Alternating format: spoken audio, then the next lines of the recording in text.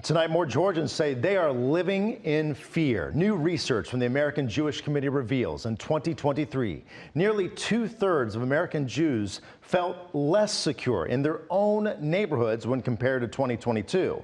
50% believe anti-Semitism here in the States has increased. Atlanta News First Chelsea Beimfohr is live tonight outside a Sandy Springs synagogue. And Chelsea, many Jewish leaders say the Israel-Hamas war is to blame for those numbers.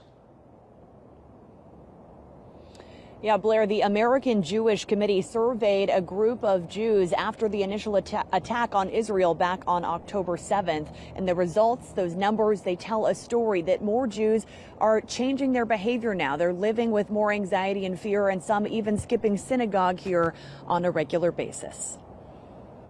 It's a tremendous shock to the system to realize that still exists. There are still people that fantasize about the annihilation of the Jewish people.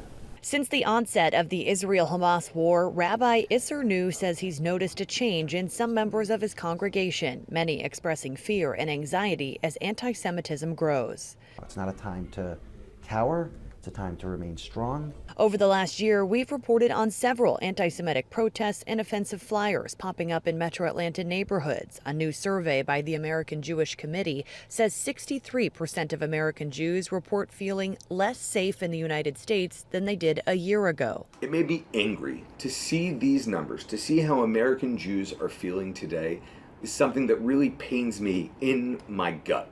Dov Wilker is the Atlanta Regional Director for the AJC. He proudly wore a traditional yarmulke during our interview, but said the survey found many Jews wouldn't do the same. Too many people are not wearing either a yarmulke or a Star of David or a chai necklace, anything that could identify them as Jewish.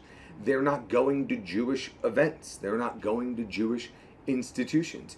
They're not speaking up at work about being Jewish. In January, Governor Brian Kemp signed a new anti-Semitism bill, making it easier to prosecute those accused of hate crimes against Jews. Wilker says the bill is a step towards stopping Jewish hatred and hopes the survey will also open other people's eyes. Our hope through this report is that people will understand the impact that anti-Semitism is having on the Jewish community in the United States, but on really it's a touchstone about Jews around the world and the anxiety that we are having everywhere that we are.